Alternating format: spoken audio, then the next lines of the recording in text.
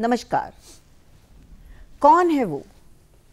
कौन है वो जो जब कुछ कहता है तो दस्तक दूसरों के दिल पर होती है? और कौन है वो जो परियों की दुनिया की सैर कराता है तो कभी अतीत के झोंकों से हमें यादें ताज़ा करवाता है? कौन है वो जो वक्त के संग चल इनकलाब पैदा कर पाता है? जी हाँ, मैं बात कर रही हूँ साहित्यकार की। ये हुनर तो सिर्फ और सिर्फ साहित्यकार के पास होता है।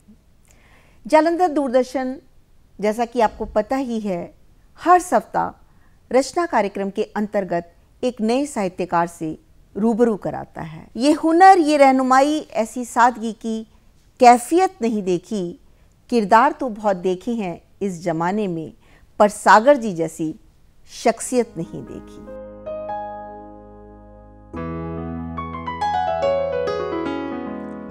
जनाब सागर सूद जी कलम और किताब की दुनिया में एक ऐसी शख्सियत, एक ऐसे शायर का नाम है जिन्होंने साहित्य के क्षेत्र में अपनी इल्मी जानकारी, ईश्वरीय आशीर्वाद और परिश्रम से नए और बेहद ऊंचे आयाम हासिल किए हैं। जहां तक पहुंच पाना बहुत से साहित्य प्रेमियों का सपना होता है और बहुत से लोग उस मुकाम को हासिल भी करना चाहते हैं, जो कि एक आसान गोल नहीं है। करीब 32 साल से साहित्य के क्षेत्र में कार्यरत सागर सूद जी की 36 पुस्तकें हिंदी में, 23 पुस्तकें पंजाबी में आ चुकी हैं। करीब 33 पुस्तकों का इन्होंने संपादन किया है। वर्णन योग्य है कि साल 2021 में कोरोना काल के दौरान इन्होंने घर से ही 16 काव्य संग्रह इन्होंने निकाले, जो अपने आप में एक महत्वपूर्ण संख्या है। यही नहीं, राष्ट्रीय अंतर्राष्ट्रीय स्तर पर लगातार इनको भिन्न भिन्न संस्थाओं द्वारा, सरकार द्वारा सम्मानित किया जा रहा है। मास्को के राजदूत ने इनको बुलाकर वहां पर साहित्य गोष्ठी करवाई रूस में, और इन्होंने भारत का नाम ऊंचा किया। इनकी त्रैमासिक पत्रिका साहित्य कलश, जो कि बेहद लोकप्रिय है, उसमें ये नवोदित साहित्यकारों को, विद्यार्थियों को हमेशा छापते हैं और उसका कोई शुल्क नहीं लिया जाता। उनको हमेशा प्रेरणा दी जाती है कि वो साहित्य के क्षेत्र में आगे बढ़ें और लगातार नाम रोशन करते रहें। यही नहीं, इनका सफ़र बहुत लंबा है। करीब 8 फिल्मों में ये as a producer, script writer और एक्टर के तौर पर काम कर चुके हैं, और ये सारी शॉर्ट फिल्म्स समाज को दिशा निर्देश देने में काफ़ी महत्वपूर्ण भूमिका निभा रही हैं। यही नहीं, सागर जी की गज़लों को बहुत से प्रसिद्ध गायक कलाकारों ने अपनी आवाज़ दी है और वो लोगों में बेहद प्रिय हुए हैं।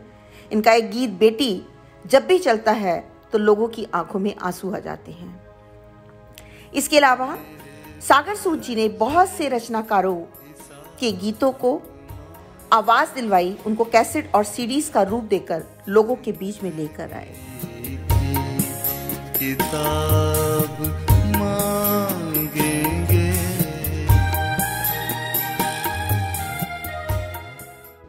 जहां जहां जिस जिस क्षेत्र में वो साहित्य साधना में, कला में अपनी ओर से काम कर सकते हैं, वो लगातार कार्यरत हैं और उस दिशा में प्रयत्नशील हैं। वो ना सिर्फ स्वयं प्रयत्नशील हैं, बल्कि वो अपने साथ बाकी के साहित्य एवं कला प्रेमियों को भी साथ में लेके चलना चाहते हैं।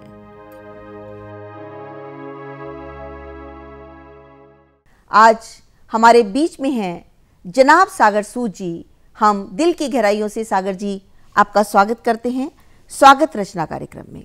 बहुत बहुत शुक्रिया मनु जी आपका, और दिल से शुक्रगुजार हूँ जालंधर दूरदर्शन का और रचना कार्यक्रम का, जिन्होंने मुझे ये मौका दिया। बहुत बहुत शुक्रिया। चलिए आइए कुछ बात करते हैं अब सागर जी के बारे में।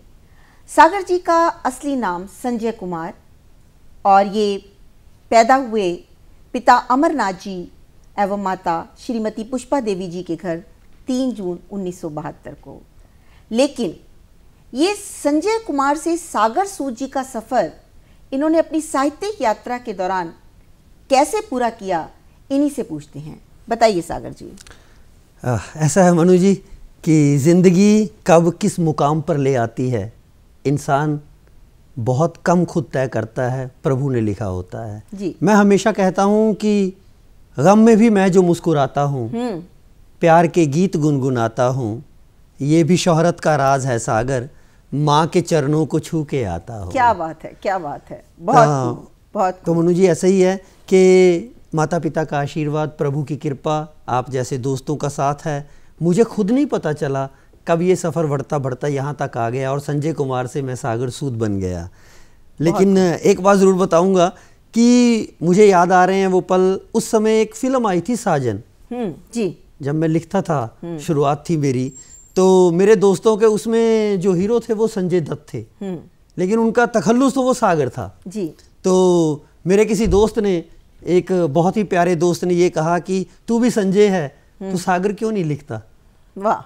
तो सच कहूँ तो उस समय ये नाम संजय से सागर होता गया और सागर सूद हो गया आज। सागर जी, आपके परिवार में साहित्य के क्षेत्र में कौन था? जहाँ तक मुझे याद है कोई भी नहीं, मैं 3-4 पीढ़ी तो साहित्य के क्षेत्र में आपका आना कैसे हुआ? ये भी प्रभु की कृपा ही रही कि शुरू में बचपन में पढ़ने का शौक़ था। मनु जी एक बात और बताता हूँ कि पहले थोड़ी बहुत ड्राइंग किया करता था, कभी कभी बैठे बैठे कुछ लाइनें पढ़ लेता था, तो वो ड्राइंग पे कुछ लाइनें लिखी जाती थी तो 4-4 लाइनें होने शुरू हो गई, तो दोस्तों को अच्छी लगी तो मुझे कहने लगे जब कुछ अच्छाई कही जाती है तो इंसान आगे बढ़ जाता है। तो ये सिलसिला ऐसे ही बढ़ता गया। क्या बात तो है, बहुत खूब चलता रहा। मुझे लगता है कि आपको सुनते सुनते हमें बहुत सी प्रेरणादायक बातें जानने को मिलेंगी जो कि हमारे लिए, हमारे युवा वर्ग के लिए और साहित्यकारों के लिए काफ़ी फायदेमंद होंगी। चलिए इस विनम्र से दिखने वाले सागर सूद जी के कामों पर थोड़ी सी निगाह डालते हैं।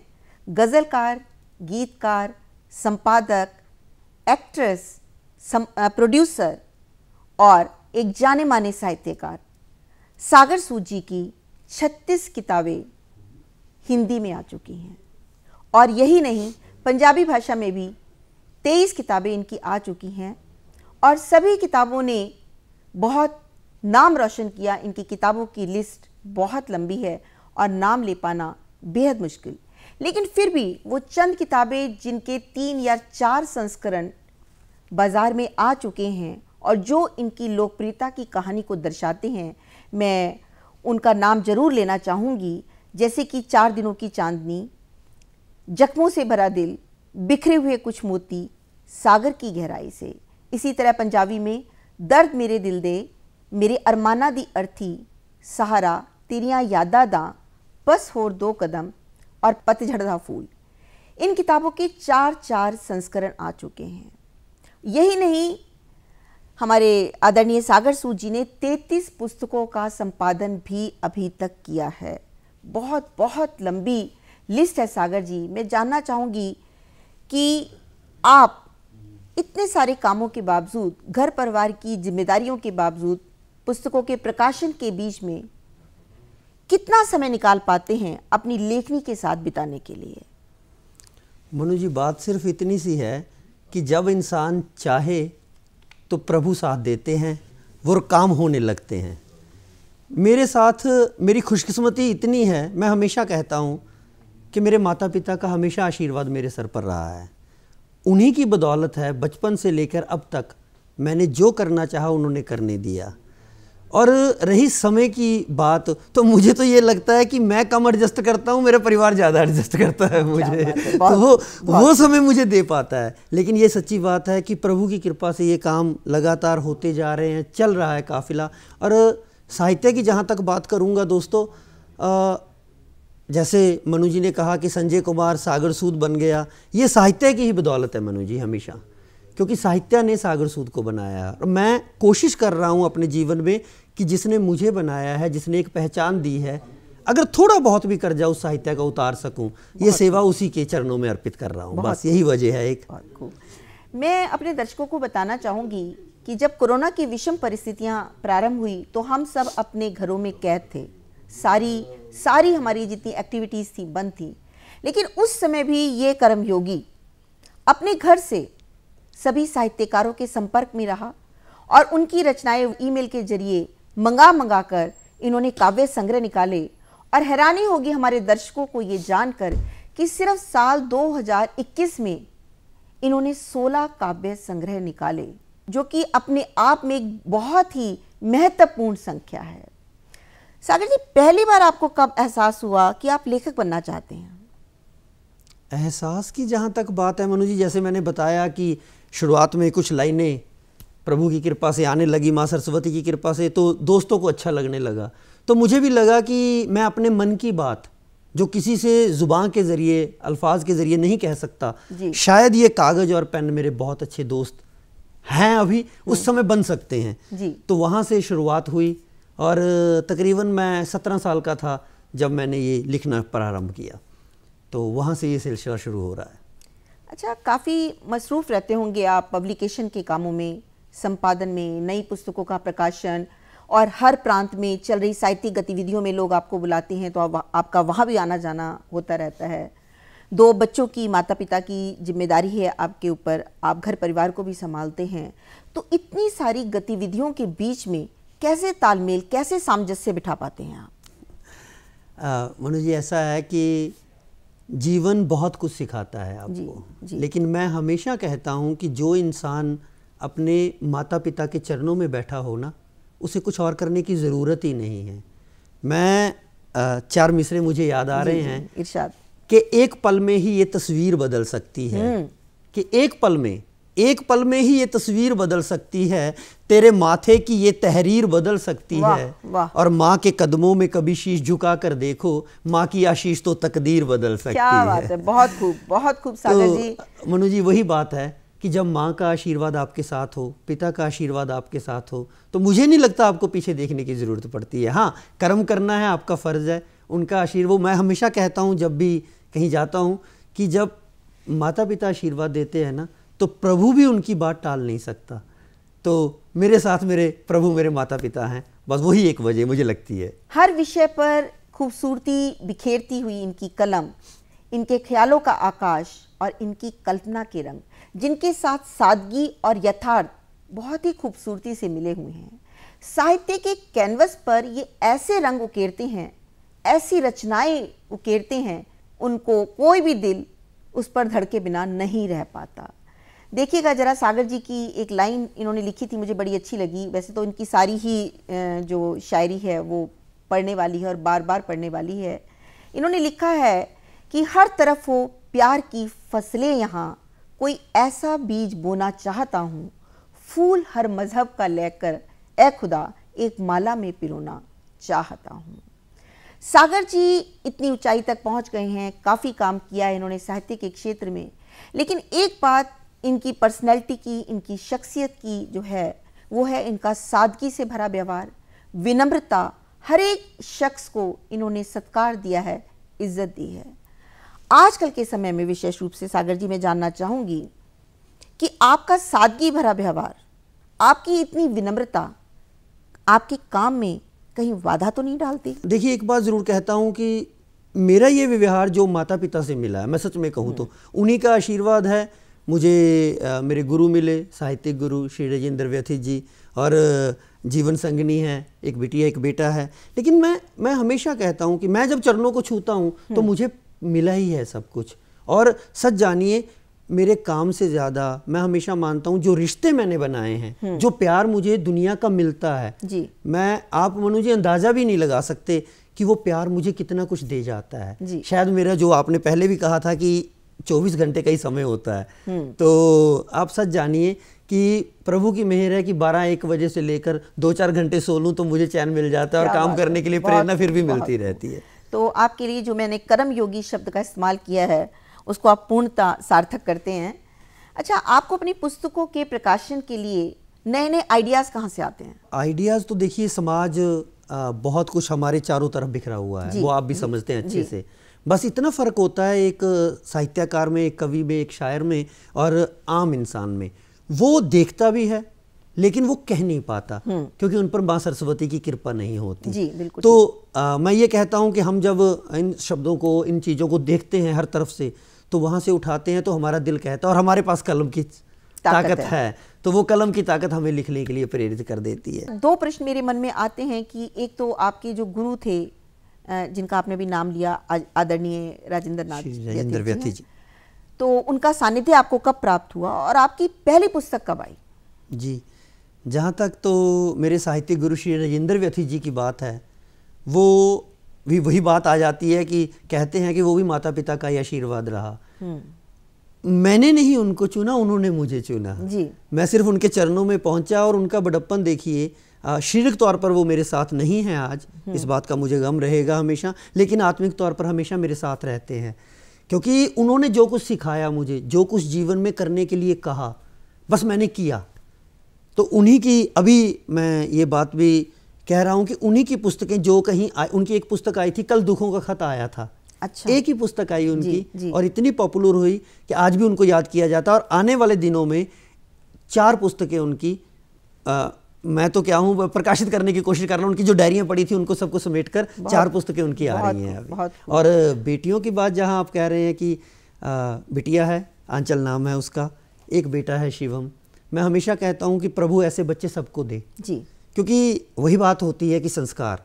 तो माता पिता, आपने भी आज के जीवन में ये महसूस किया होगा कि मम्मी पापा अपने बच्चों को समय नहीं दे पाते, और मैं तो ज़्यादातर बाहर रहता जी, तो माता पिता ने उनको साथ दिया या मिसेज ने उनको संभाला। तो मेरी बिटिया के लिए 4 लाइनें मैं कहता हूँ, मैंने लिखी थी कि मेरी धड़कन है, मेरी जान है मेरी बेटी, सर की पगड़ी है, मेरी शान है मेरी बेटी, और जिसके दम से है मेरे घर में उजाला सागर, सच कहूँ तो मेरी पहचान है मेरी बेटी, कि सच कहूँ तो मेरी पहचान है मेरी बेटी। बहुत बहुत शुक्रिया जी। सागर जी, आपके लेखन कार्य के दौरान कोई ऐसा मोड़, कोई ऐसी रोचक घटना जो आप दर्शकों के साथ साझा करना चाहेंगे?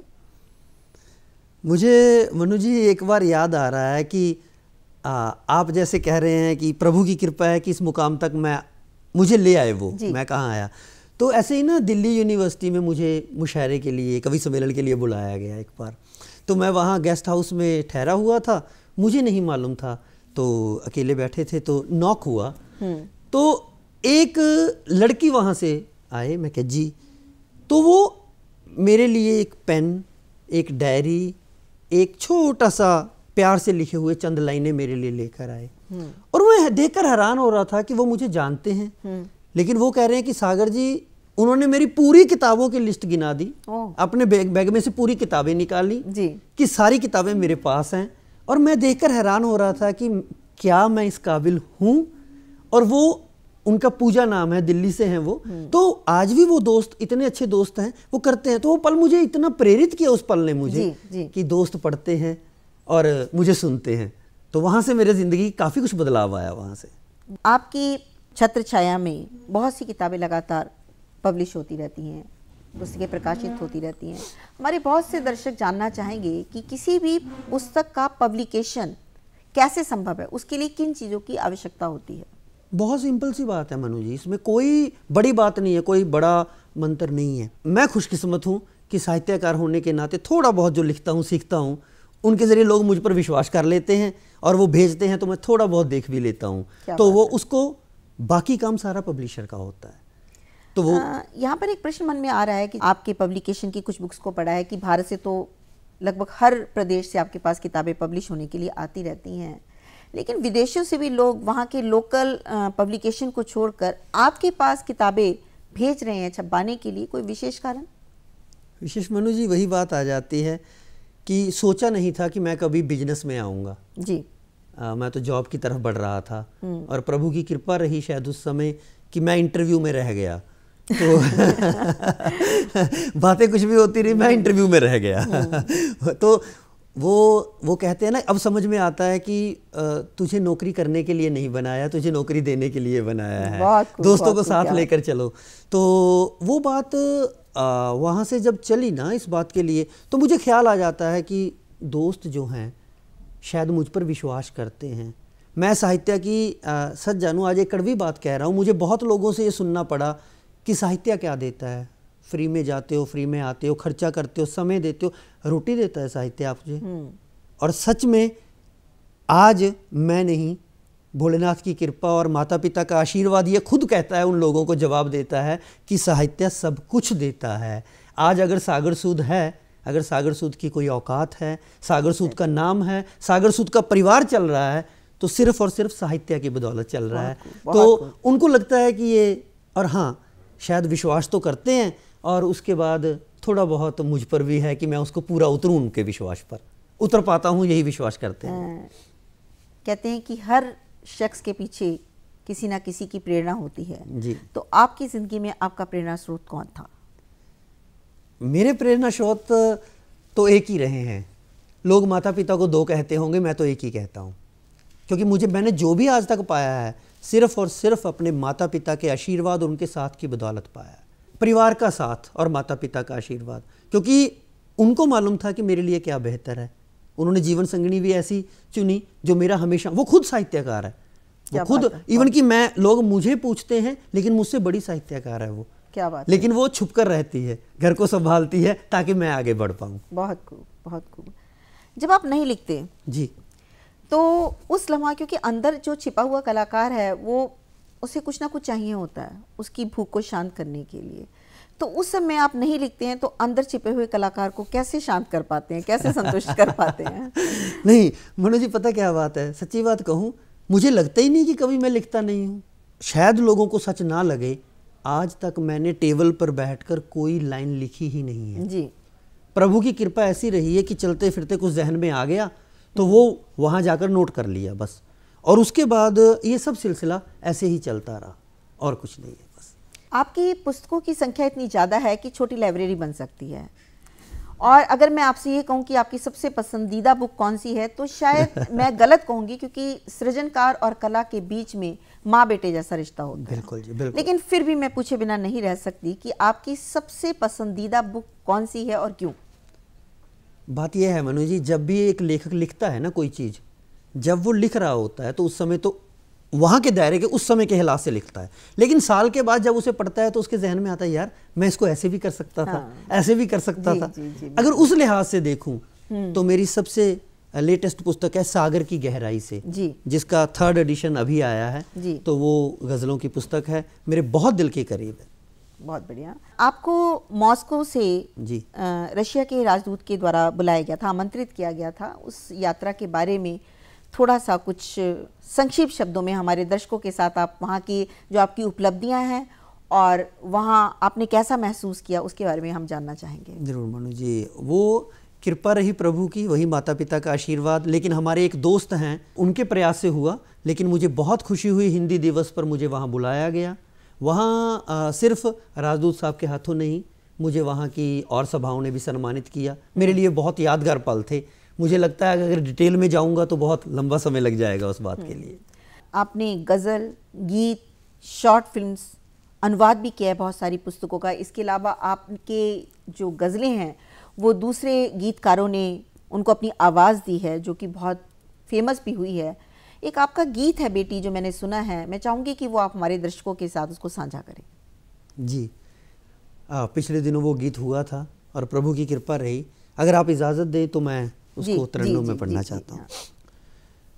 कहा किसने मेरे बाबा, तेरी बेटिया बेगानी है। कहा किसने मेरे बाबा, तेरी बेटिया बेगानी है। खुशी है तेरे होठों की, तेरी आँखों का पानी है। कहा किसने, और बिटिया अपने बाबा से क्या कह रही है, मैं तेरी लाडली बाबा भले थोड़ी सी पगली हूँ, मगर मालूम है मुझको मैं तेरे सर की पगड़ी हूँ, मगर मालूम है मुझको मैं तेरे सर की पगड़ी हूँ। पराई जो भी कहता है ये बस उसकी नादानी है। कहा किस ने मेरे बाबा तेरी बेटिया बेगानी। मनु जी ये लंबा गीत है, चलता रहेगा, मुझे लगता है कि समय और मैं भी शायद इसे ना पूरा पढ़ पाऊँ। चलिए, दर्शकों को हमारे साथ जुड़ने के लिए सागर जी बहुत बहुत धन्यवाद, शुक्रिया। बहुत बहुत शुक्रिया।